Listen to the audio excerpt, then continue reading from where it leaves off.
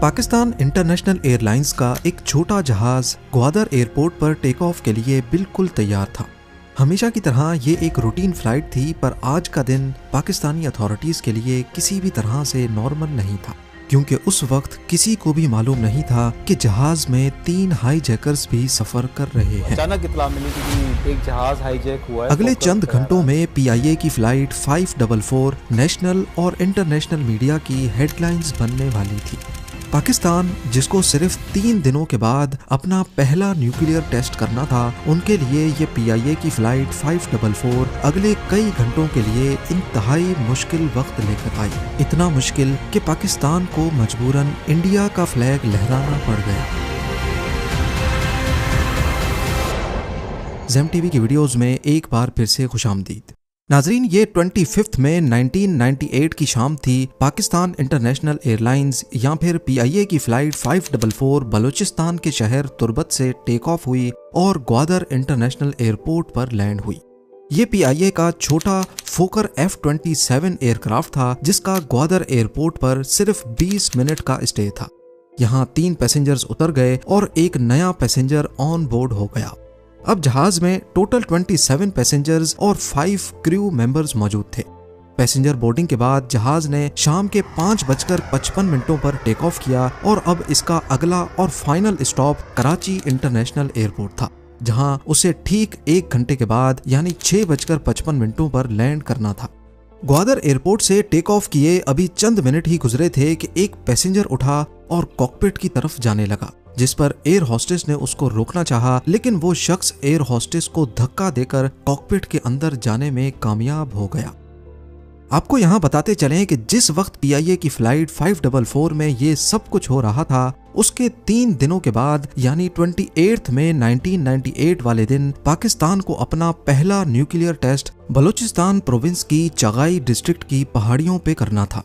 इस टेस्ट को पाकिस्तान ने चगाई 1 का नाम दिया और ये पाकिस्तान की हिस्ट्री में एक बहुत इम्पोर्टेंट दिन था, क्योंकि इंडिया अपना दूसरा न्यूक्लियर टेस्ट पोखरान 2 इसी महीने की शुरुआत में कर चुका था।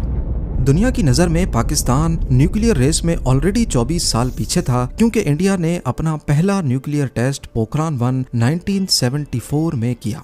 यही वजह है कि अपने पहले न्यूक्लियर टेस्ट से पहले पाकिस्तान किसी किस्म की गड़बड़ नहीं चाहता था, लेकिन ना चाहते हुए भी जिसका डर था वही हुआ। उधर PIA फ्लाइट 544 के कॉकपिट में जबरदस्ती घुसने वाले शख्स ने अपना पिस्टल निकाला और पायलट को कहा कि जहाज हाईजैक कर लिया गया है। पैसेंजर केबिन में हाईजैकर्स के 2 और साथी भी थे। जब उन्होंने देखा कि पायलट काबू हो चुका है, तो वो अपनी सीट से उठे और वेपन्स के जोर पे तमाम पैसेंजर्स को हॉस्टेज बना लिया।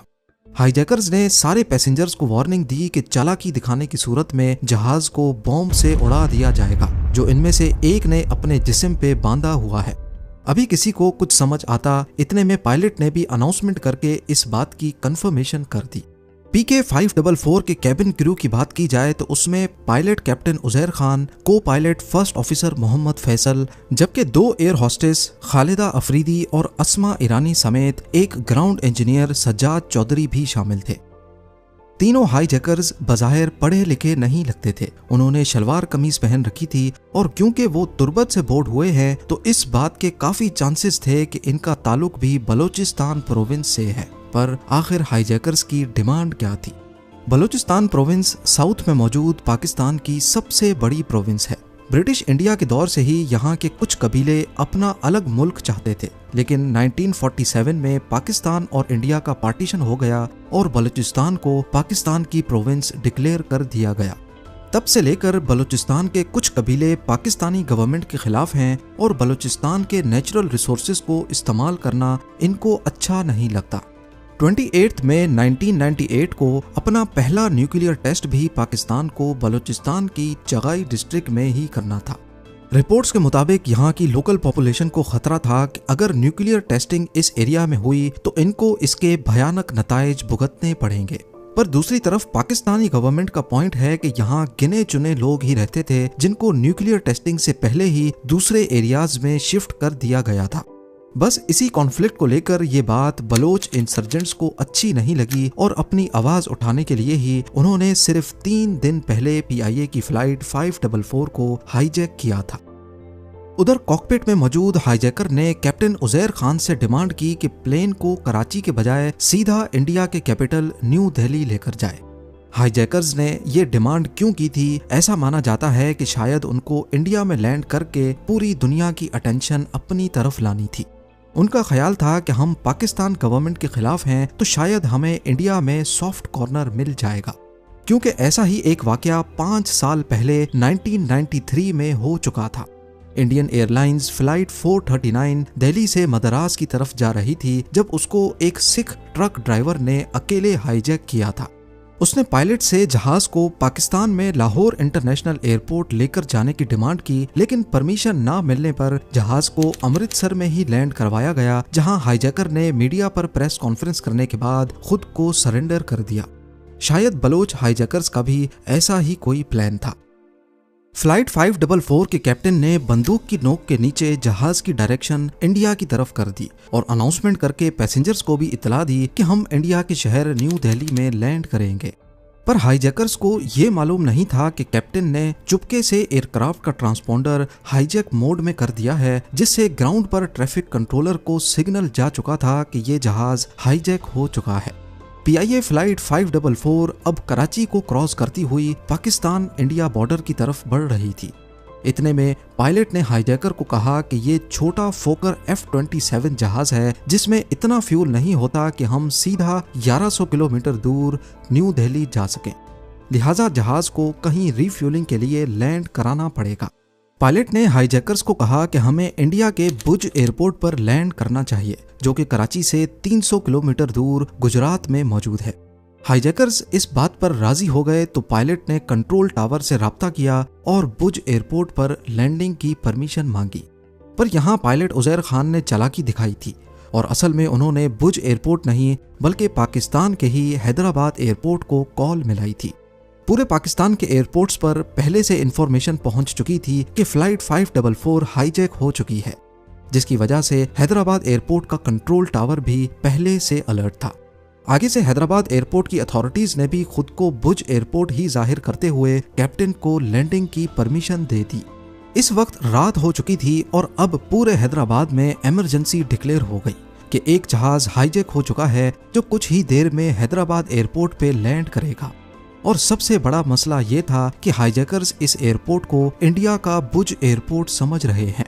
एयरपोर्ट अथॉरिटीज को कहा गया कि वो फौरन पूरे एयरपोर्ट से तमाम निशानात मिटा दें जिससे एयरपोर्ट की पहचान होती है। एयरपोर्ट अथॉरिटीज ने टर्मिनल बिल्डिंग पे लिखा हुआ हैदराबाद का नाम छुपा दिया, पूरे एयरपोर्ट से साइन बोर्ड्स हटा दिए, लाइट्स ऑफ कर दी और यहाँ तक के बिल्डिंग पे लगे पाकिस्तान के झंडे को हटाकर इंडिया का झंडा भी लहरा दिया गया। इसके अलावा लोकल एडमिनिस्ट्रेशन के साथ मिलकर पूरे हैदराबाद सिटी को ब्लैकआउट कर दिया गया ताकि लैंडिंग के वक्त हैदराबाद का कोई खास निशान हाईजैकर्स पहचान ना सकें। रेंजर्स और पुलिस की गाड़ियां एयरपोर्ट पर ही अपनी लाइट्स बंद करके खड़ी हो गईं, लेकिन ये सब कुछ इतनी अचानक से हुआ कि किसी को भी अगला प्लान ऑफ एक्शन मालूम नहीं था। रात गए PK 544 ने हैदराबाद एयरपोर्ट पर आखिरकार लैंड कर लिया। एयरपोर्ट अथॉरिटीज ने जहाज की विंडोज के अंदर देखा तो एक हाईजैकर कॉकपिट में एक मेन डोर के पास जबकि तीसरा कैबिन में टहल रहा था। करीब 1 घंटे तक खामोशी रही, लेकिन फिर रात के 11:35 पर जहाज का दरवाजा खुलता है और अंदर से ग्राउंड इंजीनियर सजाद चौधरी को बाहर भेजा जाता है। उनको खाना पानी लाने के लिए और एक खास पैगाम देकर बाहर भेजा गया था। डरा सहमा हुआ ग्राउंड इंजीनियर एयरपोर्ट अथॉरिटीज के पास आया और पुलिस के सामने हाईजैकर्स की डिमांड रख दी। हाईजैकर्स जो समझ रहे थे कि वो इंडिया के भुज एयरपोर्ट पे लैंड हुए हैं, उनकी डिमांड थी कि वो इंडिया में पाकिस्तान हाई कमिश्नर से मीटिंग करना चाहते हैं। उनकी सबसे बड़ी डिमांड बलूचिस्तान में न्यूक्लियर टेस्टिंग को रोकना था। पुलिस को इन्फॉर्मेशन दी गई कि पाकिस्तान आर्मी के कमांडोज का एक दस्ता इस्लामाबाद से आ रहा है, तब तक वो हाईजैकर्स का टाइम किसी भी तरह से जाया करते रहें। लिहाजा पुलिस वालों ने खुद को इंडियन जाहिर करके हाईजैकर से इंटरेक्शन करने का फैसला किया। Senior superintendent of police Akhtar Gorchani ने अपना नाम मनोज कुमार रखा, ASP उस्मान अनवर रामचंद्र बने और डिप्टी कमिश्नर सोहेल शाह गोपी चंद बने। उस वक्त उनको जो नाम समझ आया उन्होंने रख लिया और हिम्मत करके सिविल ड्रेस में प्लेन के करीब गए। उन्होंने हाईजैकर्स और पैसेंजर्स को खाना दिया और उनसे बड़े फ्रेंडली अंदाज में मिले। HSP अख्तर गोरचानी, जो वैसे भी बलोची लैंग्वेज जानते थे, वो हाईजैकर्स की आपसी गुफ्तगू को बड़ी आसानी से समझ पा रहे थे, लेकिन उन्होंने उनको बिल्कुल भी शक नहीं होने दिया। पुलिस ऑफिसर्स ने हाईजैकर्स के साथ कई घंटे गुजारे और उनके बीच ट्रस्ट का लेवल बढ़ चुका था। उनको बताया गया कि Pakistan high commissioner new Delhi से निकले हैं और उनको यहाँ पहुँचने में थोड़ा वक्त लगेगा, जबकि असल में वो सब पाकिस्तान आर्मी के कमांडोज का वेट कर रहे थे। SSP ने अपने इंटरव्यू में बताया कि सुबह होने में सिर्फ 2 घंटे बचे थे, लेकिन आर्मी कमांडोज का कोई अता पता नहीं था। अब मैं उनको बार बार कह रहा हूं कि यार अब कमांडोज किस वक्त आएंगे, ये कोई हद हो गई है। मतलब 5 घंटे गुजर गए हैं, अब थोड़ी देर में घंटे 2 बाद यहाँ फजर की अज़ानें शुरू हो जाएंगी। लिहाजा हाईजैकर्स के साथ जब ट्रस्ट लेवल काफी हद तक बढ़ गया तो दोनों पुलिस ऑफिसर्स और एक डिप्टी कमिश्नर ने खुद ही एक्शन करने का फैसला किया। एक मौके पर तीनों ने एक साथ हाईजैकर्स पर झपटा मारा और उनको काबू करके उनसे वेपन्स छीन लिए। बाद में मालूम पड़ा कि उनके पास कोई बॉम्ब भी नहीं था। तीनों हाईजैकर्स का असल नाम शाह सवार बलोच, साबिर बलोच और साबिर रिंद बताया गया, जबकि वो प्लेन में जमाल हुसैन, अनवर हुसैन और गुलाम हुसैन के नामों से ट्रैवल कर रहे थे। इस पूरे क्लाइमेक्स में कोई कैजुअल्टी नहीं हुई और तमाम पैसेंजर्स को सेफली वापस उसी जहाज में कराची रवाना कर दिया गया।